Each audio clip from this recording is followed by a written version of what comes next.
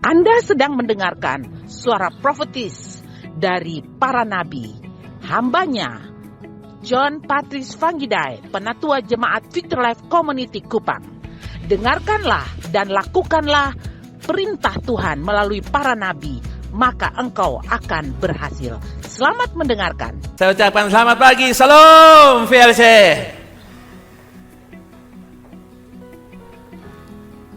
Umat Tuhan, kita sedang berbicara tentang masuk ke dalam persediaan Tuhan, entering into the provision of God. Masuk ke dalam persediaan Tuhan, hari ini saya akan membagikan secara khusus tentang ketika peluang dan kesempatan melawan Anda, atau kata singkatnya, ketika jalan buntu. When no true road, ketika tidak ada jalan keluar, ketika jalan buntu. Apa yang akan kita lakukan?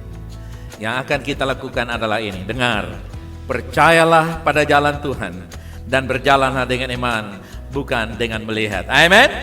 Saudara yang kasih, di sekeliling saya ini ada banyak jalan, hanya belum dibuka. Saudara percaya ini jalan? Mungkin Anda tidak percaya. Bagi saya percaya. Kenapa? Karena di baliknya ada ruangan saya di sebelah. Saya bisa buka jalan, saya bisa buka pintu, hanya belum waktunya dan tidak diperlukan. Saya bisa buka jalan ke sana karena di sana ada ruangan yang saya tahu ada peluang. Cuman saudara yang kasih, belum waktunya. Nah, saudara yang kasih, jalan buntu itu sebenarnya hanya apa yang dapat dilihat dengan mata, tapi bagi Tuhan kita, dialah jalan kebenaran dan hidup. Bagi Tuhan, no true road. Bagi Tuhan tidak ada jalan buntu. Jalan pintas juga tidak ada. Kalau kita tidak bicara jalan pintas, we are talking about no true road, jalan buntu. Karena itu saudara yang kasih, percayalah, bagimu selalu ada jalan. Amen. Karena itu lihat dengan iman, berjalan dengan iman, bukan dengan apa yang kita lihat. Berjalan dengan iman artinya kita mempercayai firman Tuhan yang disampaikan, dan apa yang kita percaya di dalam hati kita, kita ucapkan dengan berkata apa, saudara? Dengan berkata apa? Come on, lebih keras lagi, dengan berkata apa? Amin. Yes. Apa yang saya percaya dalam hati, itu yang saya katakan. Lukas 1 ayat 38. Jadilah padaku menurut perkataanmu. Coba kita kutip ayat itu. Katakan, jadilah padaku menurut perkataanmu. Dengar, perkataan Tuhan adalah jawaban. Perkataan Tuhan adalah solusi. Pekerjaan Tuhan adalah kuasa. Pekerjaan Tuhan adalah berkat untuk saya dan saudara. Perkataan Tuhan adalah hidup. Perkataan Tuhan adalah guru yang mendidik kita. Perkataan Tuhan adalah pesuruh Tuhan untuk menjaga kita di setiap jalan kita. Tuhan menjaga kita dengan firman-Nya. Ketika Maria diberitakan, dia tidak berkata, saya belum bersuami, nanti orang bilang apa, saya ini hanya perempuan. Dia tidak peduli, dia tidak mengakui apa yang dia alami, tapi dia mempercayai firman yang datang kepadanya. Dengan berkata bilang apa kawan? Jadilah, be unto me according to your will. Nah umat Tuhan, inilah yang dikatakan Maria. Kita setuju dengan apa yang Tuhan katakan dan meneguhkan janji-janjinya dalam hidup kita. Dengan berkata apa? You will be done. Kehendakmu jadi, dengan kata lain, amin.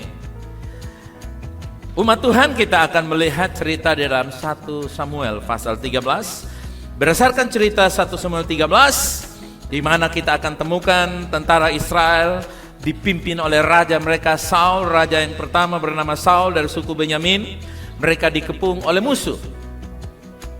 Ketika musuh menghadang mereka, apa yang terjadi? Dan apa yang Tuhan lakukan, dan apa yang mereka lakukan, dan apa yang dapat kita belajar dari sana. 1 Samuel 13 ayat 5-7. Adapun orang Filistin telah berkumpul untuk berperang melawan orang Israel dengan 3.000 kereta dan 6.000 pasukan berkuda dan pasukan berjalan kaki sebanyak apa saudara? Sebanyak apa? Pasir di tepi laut.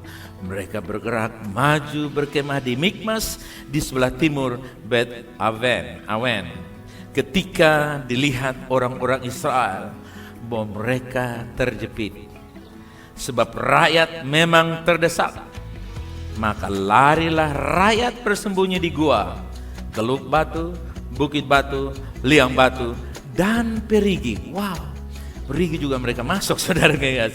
Ayat 7, malah ada orang Ibrani yang menyeberangi arungan sungai Yordan menuju tanah Gad dan Gilead, sedang Saul masih di Gilgal, dan seluruh rakyat mengikutinya dengan gemetar. Umat Tuhan, cerita ini mengkisahkan kepada kita bahwa umat Allah dikelilingi dengan musuh-musuh yang seperti pasir di tepi laut. Artinya banyak super abounding enemy. Musuh yang sangat amat banyak. Inilah gambaran apa yang dihadapi oleh kita semua hari ini. Kita tidak akan bisa luput dari musuh karena kita diutus di area musuh dan arena musuh.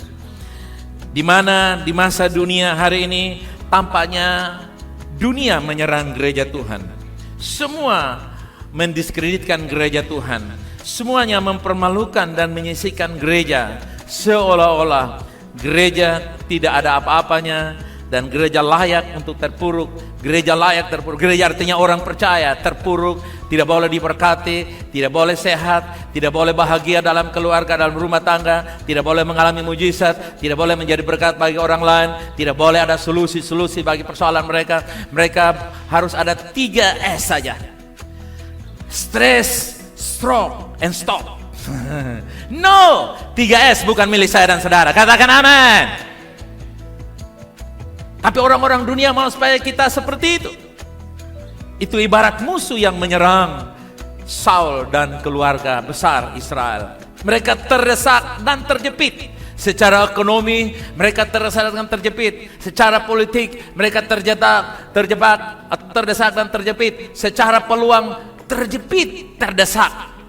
Kemungkinan sangat-sangat tipis sekali. Secara kesehatan mati lebih cepat atau sudah diambang kematian, diambang kebangkrutan, diambang kehancuran, diambang perceraian, diambang guling tikar dan sebagainya. Tapi dengar rumah Tuhan, cerita belum selesai. Haleluya. 1 Samuel menjelaskan kepada kita bahwa masih ada solusi. Doa merupakan strategi Allah untuk untuk kita menghadapi musuh. Amin. Amin. Amin. Amin. Doa adalah strategi Allah. Coba katakan ya. Doa adalah strategi Allah bagi saya. Come on, katakan.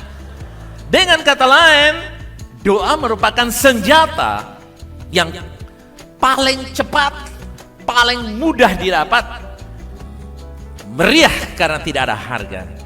Hanya dibutuhkan kemauan. Dan itu musuh tahu. Musuh tahu bahwa doa merupakan strategi Tuhan, musuh yang Tuhan, senjata yang Tuhan berikan. Itulah sebabnya, saudara yang kekasih, kita minta yang lain seolah-olah tidak ada halangan. Tapi kalau kita bilang, ayo revival, minta hujan turun, minta lawatan Tuhan seperti di Universitas salah satu Colbursir atau apa, saya lupa namanya itu, di Amerika. Kita minta lawatan Tuhan. Saudara yang kasih, setan akan menghalangi kita berdoa. Itulah sebabnya setiap kali Anda tidak ingin berdoa, ingatlah itu adalah strategi setan untuk menghalangi kita. Tapi tiap kali Anda berdoa, ingatlah bahwa itulah cara Tuhan untuk berperang di dalam dan melalui saudara. Yang percaya katakan amin. Karena itu saudara, jangan biarkan strategi musuh menghalangi kita untuk berdoa, menggunakan doa. Raja Saul sangat ketakutan dalam doa, menyingkirkan ketakutan. Kalau Anda sudah berdoa, dengar saudara yang kasih, ketakutan akan disingkirkan. Amin. Karena berdoa adalah memberikan kesempatan Tuhan berperang ganti saya dan saudara. Doa merupakan senjata di mana kita mengizinkan Tuhan intervensi situasi dan kondisi kita dalam keadaan apapun, kekurangan, sakit penyakit, tekanan, kesulitan, kekusutan hidup dan berbagai macam problem. Saudara yang kasih, doa adalah awal untuk membuka. Kalau Anda sudah memulai dengan doa, percayalah Anda akan berakhir dengan menerima jawaban doa. Tapi kalau Anda tidak memulai dengan doa, percayalah Anda tidak akan menerima jawaban dari persoalan itu. Karena itu 1 Samuel pasal 10 ayat 8, engkau harus pergi ke Gilgal mendahului aku, dan camkanlah, aku akan datang kepadamu untuk mempersembahkan korban bakaran dan korban keselamatan. Engkau harus menunggu 7 hari lamanya sampai aku datang kepadamu dan mendatangkan kepadamu apa yang harus kau lakukan.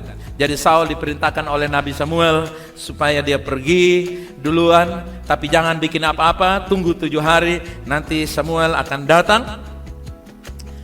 Ya, jangan bawa persembahan, jangan pergi berperang, tunggu saja.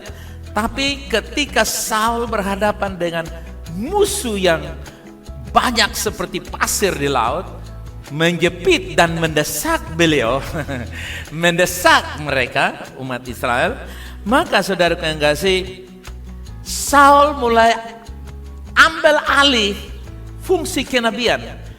Dia tidak menjalankan fungsinya sebagai raja untuk bertitah dan berperang, memerintah, tetapi dia ambil fungsi sebagai nabi. Dia bawa persembahan dengan alasan musuh terjepit, terdesak. Kalau saya tidak melawan mereka, saya mati. Lebih baik saya melawan demi keselamatan. Apa yang terjadi di 1 Samuel pasal 13 ayat 11? Tetapi kata Samuel, apa yang telah kau perbuat? Jawab Saul, karena aku melihat rakyat itu berserak-serak meninggalkan aku, dan engkau tidak datang pada waktu yang telah ditentukan, padahal orang Filistin telah berkumpul di Mikmas, artinya sudah ada di hadapannya. Saudara kau yang kasih, dalam masa penantian dan penungguan kedatangan Samuel, Saul melihat musuh. Dia tidak dengar pesan profetik, wait until I come, tunggu sampai aku datang, do not do anything, just wait. Dia tidak tunggu, tapi dia mulai lihat-lihat, musuh datang, saya akan hancur, rumah tangga hancur, uang saya akan habis, modal saya akan habis, saya gulung tikar, saya bangkrut, anak-anak saya akan begini, keluarga saya begini, suami saya begini, anak saya begini, istri saya begini, semua jadi begini, orang-orang sekitar saya modalnya begini. Musuh mendesak dia, maju kena, mundur kena, siang malam dia dihantui, karena 7 hari itu cukup panjang. Nah saudara yang kasih, dia mulai lakukan fungsi kenabian yang dia sendiri bukan nabi. Makanya semua bilang, kenapa kamu buat itu? Saul memilih untuk mempersembahkan korban sendiri daripada menunggu Samuel, karena dia putus asa untuk mengendalikan situasi dan keadaan. Harusnya dia percaya bahwa nabi selalu datang tepat pada waktunya. Amen. Namanya juga utusan Tuhan. Pasti dia akan datang. Menurut dia sudah waktunya. Tapi Samuel bilang, no, kamu yang mendahului waktu. Di sini kita bisa belajar, saudara yang kasih, Saul tidak mentaati Tuhan sehingga kerajaannya diberikan kepada raja yang lain. Kalau Saul sebagai pebisnis, keuntungannya orang lain yang dapat. Kalau Saul sebagai orang berkeluarga, kebahagiaannya orang yang dapat. Dia punya rumah, tapi kebahagiaan rumah tangga milik orang lain. Kalau Saul seorang pemimpin, dia tidak menuai kebaikan, tapi dia menuai hal-hal yang hanya mencelakakan atau mendukakan hatinya. Dia kehilangan kerajaannya. Dia kehilangan visinya, dia kehilangan kepercayaan yang Tuhan berikan. Saudara yang kasih, kerajaan adalah apa yang kita ingin capai. Dan saudara, Saul kehilangan itu. Dan oleh karena dia tidak mentaati Tuhan. Nah umat Tuhan, kita belajar dari situ. Daripada tunggu-tunggu lama, lebih baik action. Saudara yang kasih, dengar, kalau sampai ada kematian pun pasti ada kehidupan. Kalau sampai ada kerugian, kalau sampai ada saudara yang kasih hal-hal yang mempertanyakan, pasti jawabannya ada. Saudara yang kasih, karena itu kita belajar bahwa tidak selamanya jalan buntu yang kita lihat itu buntu. Tidak pernah kita melihat, jangan hanya melihat musuh, tapi lihat pesan Tuhan di balik musuh yang menghadapi saudara. Daging selalu ingin melakukan sesuatu yang menyelamatkan dirinya. Saudara lihat, begitu hujan turun langsung orang cari tempat teduh untuk berhenti, bukan? Begitu hujan turun kita langsung gerakan wiper, penghapus air di kaca kita. Saudara lihat, kecenderungan daging ini menyelamatkan diri, tapi berjalan bersama dengan Tuhan kadang kala. Saya bilang apa saudara kasih? Kadang kala. Dalam proses ini Tuhan bilang, jangan engkau menyelamatkan diri menurut mau kamu. Nah, itulah sebuah resiko mempercayai Tuhan. Tetapi ingatlah saudara, Tuhan tidak pernah menyusahkan kita. Tidak pernah. Tuhan tidak pernah mengangkat kita lalu dia banting-banting. No, dia mengangkat kita dan dia memuliakan kita. Saul adalah manusia daging yang berjalan dengan apa yang dilihatnya, dengan simpoa yang dia miliki, dengan kalkulator yang dimiliki, dengan kemampuan ekonomi yang dia punya, dengan kemampuan pengaruh yang dia punya, dengan kemampuan fasilitas atau materi modal yang dia punya. 2 Korintus 5 ayat 7 berkata, bilang apa? Sebab hidup kami ini adalah hidup karena apa? Hidupmu hidup karena apa? Percaya dan bukan karena apa? Katakan, saya hidup karena percaya, bukan melihat. Come on! Bilang di kanan atau kiri, aku hidup karena percaya, bukan melihat. Haleluya. Yes. Paulus menasihati kepada jemaat Korintus, menasihati kepada saya dan saudara hari ini. Alkitab memberitahu kita untuk berjalan dengan iman dan bukan dengan apa yang kita lihat. Yang tidak kelihatan adalah ranah iman dan supernatural. Itu yang Tuhan mau supaya kita mengalaminya. Amen. Nah, cara pandang saat kita menghadapi atau dihantui masalah atau musuh itu penting. Cara pandang kita, cara melihat, itu yang diajarkan 2 Korintus 5 ayat 7. Kami berjalan dengan iman, atau kami mengoperasikan iman, bukan mengoperasikan dari perasaan kita, pikiran kita, logika, nalar kita berpikir, kemampuan knowledge kita, ilmu ekonomi yang saya punya, ilmu tafsir yang saya punya, ilmu dagang yang saya punya, ilmu sosial yang saya punya. No. Walaupun itu semua ada, karena kita diberikan Tuhan, itu bukan salah. Tapi cara pandang saat dihantui masalah itu penting. Kita lihat contoh di dalam Keluaran 14 ayat 13. Tetapi berkatalah Musa. Musa bikin apa saudara? Dia mulai dengan apa? Berkatalah Musa kepada bangsa itu, janganlah takut. Bilang di kiri kanan, janganlah takut. Bilang kepada saya, come on. I say to you, fear not. Jangan takut. Amen. Saudara lihat, Musa mulai dengan berkata-kata. Mereka dalam keadaan ketakutan, seperti bangsa Israel lainnya yang mengalami itu bersama dengan Saul. Berdirilah tetap dan lihatlah keselamatan dari Tuhan yang akan diberikannya hari ini kepadamu. Sebab orang Mesir yang kamu lihat hari ini tidak akan kamu lihat lagi untuk berapa lama? Dengan kata lain, kalau Anda setia menghadapi, tunggu waktu Tuhan, menanti proses Tuhan, Anda mulai mempercayai dan memperkatakan firman Allah, dengar, musuh itu akan hilang untuk selama-lamanya. Tapi kalau Anda khawatir, bimbang dan ragu-ragu, musuh akan datang silih berganti dengan berbagai versi, jenis dan model, dan membingungkan kita. Mana yang kamu pilih? Saya percaya Anda akan pilih memperkatakan dan mempercayai firman Allah. Makanya Musa bilang, fear not, jangan takut. Musuh yang kamu lihat, saya mau katakan kepada saudara, apa kata orang Indonesia, apa kata Menteri Keuangan, apa kata Menteri atau Gubernur BI, apa kata Presiden atau apa kata ekonomi, saya mau katakan, kesukaran, kesulitan yang Anda lihat tidak akan membunuh engkau. Itu hanya membuat Anda melihat kebesaran Tuhan. Beri pujian bagi dia. Come on. Musa benar-benar punya semangat yang luar biasa. Saudara tahu, mereka sedang menghadapi Laut Merah, kawan. Mereka tidak menghadapi akuarium. Mereka tidak menghadapi Aicetek, saudara kekasih. Mereka mengalami satu terobosan, yaitu Laut Merah dibelah. Dalam menghadapi masalah, kita dapat memilih untuk tetap diam dan melihat Tuhan berperang untuk kita, memperkatakan kebesaran Tuhan, bukan memperbesar musuh, masalah, dan kebutuhan. Saudara, Jangan bilang kepada persoalanmu kepada Tuhan, tapi bilanglah persoalanmu bahwa Tuhanmu lebih besar. Amin. Jangan bilang Tuhan laut merah begitu besar. Bilang kepada laut merah, Tuhan lebih besar dari engkau. Bilang kepada ekonomimu, kesehatanmu, bilang kepada perutmu, haleluya. Bilang kepada kebutuhanmu dan musuh-musuhmu yang menghantui, mengintimidasi, meragukan dan menakutkan kita, bahwa Allah kita Allah yang luar biasa, tidak akan pernah terlambat menolong kita. Amin. Sekalipun musuh menyerang, bagi Tuhan masih ada kelepasan, karena Dialah Allah pelepas. Dia ahli dalam melepaskan kita. Amin. Umat Tuhan, gereja tidak dioperasikan oleh demokrasi.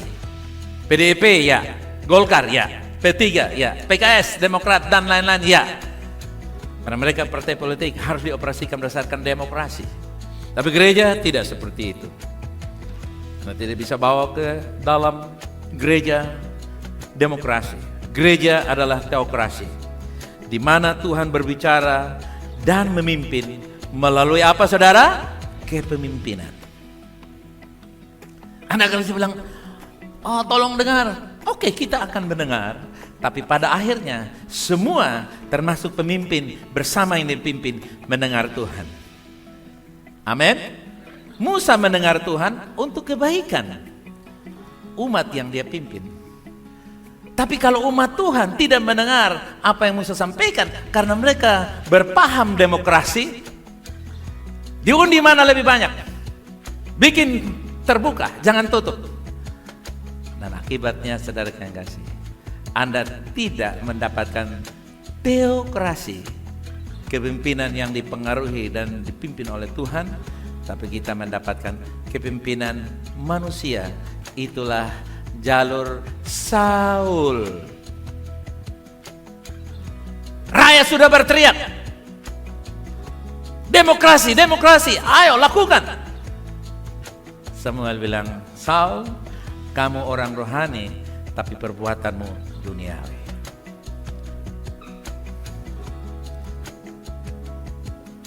Tuhan akan membimbing gereja dan memberikan demonstrasi kuasanya ketika gereja selaras dengan Tuhan, selaras dengan kepemimpinan. Itulah sebabnya, saudara yang kasih, sebagaimana listrik hanya dapat mengalir, aliran-aliran listrik, Anda bisa melihat terang, Anda bisa merasakan dingin karena pengaruh elektrik dalam sebuah proses AC. Anda bisa melihat terang karena sebuah proses penerangan terjadi karena ada konduktor, ada sambungan positif negatif yang sesuai pada tempat dan kapasitasnya, sehingga Anda boleh melihat terang ini, dan Anda boleh mendengar juga suara ini, dan Anda juga merasakan suasana di dalam ruangan ini yang dingin. Saudara yang kasih, itulah proses di dalam berjalan mengikuti pimpinan Tuhan di dalam sebuah gereja.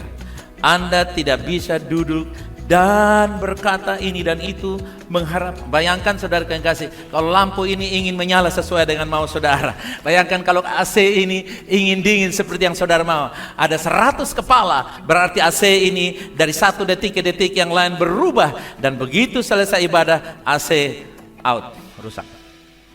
Gereja menjadi hancur gara-gara orang yang menuntut dan mereka tidak paham dan tidak pernah belajar untuk tunduk kepada kepemimpinan, tapi mereka belajar untuk demokrasi, dan akibatnya mereka tidak mempercayai. Demokrasi itu bisa tidak percaya, tapi teokrasi harus percaya, tidak bisa tidak. Itulah gereja Tuhan. Makanya saudara lihat kenapa gereja-gereja sealiran model-model kayak kita ini bergerak dengan cepat. Kenapa? Karena kita percaya Tuhan berbicara, Tuhan menyediakan. Amin. Kita mensupport pekerjaan Tuhan yang begitu besar. Kalau orang lain tidak kerjakan, kita kerjakan sendiri. Kenapa? Karena kita percaya. Saya selalu bertanya-tanya kepada Tuhan, dengan uang yang sedikit bagaimana saya bisa membangun gedung ini? Tuhan kasih tahu begini. Besinya 1 juta, lu pakai cara ini 200.000. Berarti 1 juta, lu punya pekerjaan maju 100, 200, 300 kali. Dan kita lakukan itu. Banyak orang tidak mengerti, tapi hasil akhirnya akan membuktikan bahwa hikmat Tuhan tidak pernah gagal. Haleluya.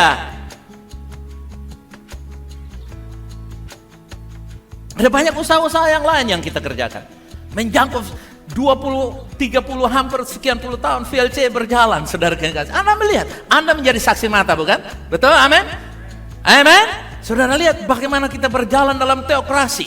Ketika kita umumkan sesuatu, jemaat bergerak. Nah, saudara kasih, pertahankan sifat kita mempercayai pimpinan Tuhan melalui pemimpin. Amin? Kenapa? Itu untuk kepentingan dan kebaikan yang dipimpin.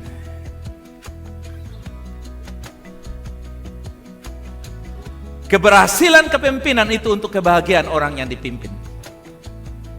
Tidak pernah ada pemimpin yang bahagia kalau umat yang dia pimpin tidak bahagia. Amin. Amin.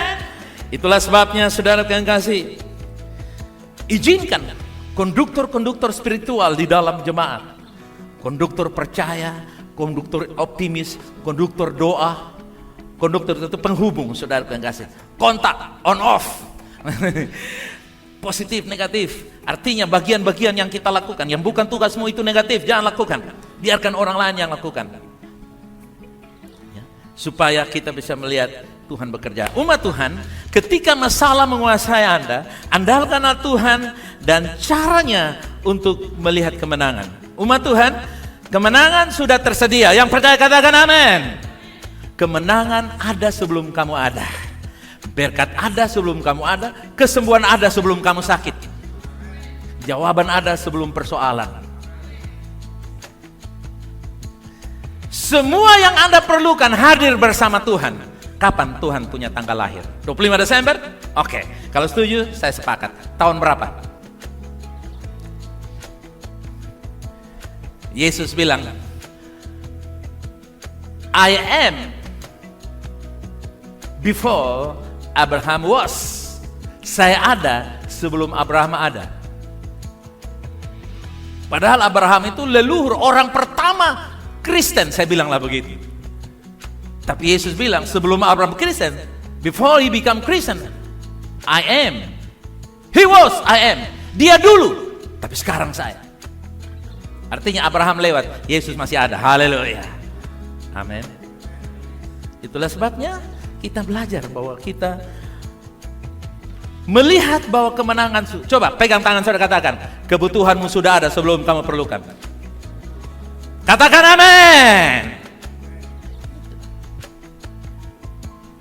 Jadi jangan mengoperasikan kehidupan kita berdasarkan kekhawatiran.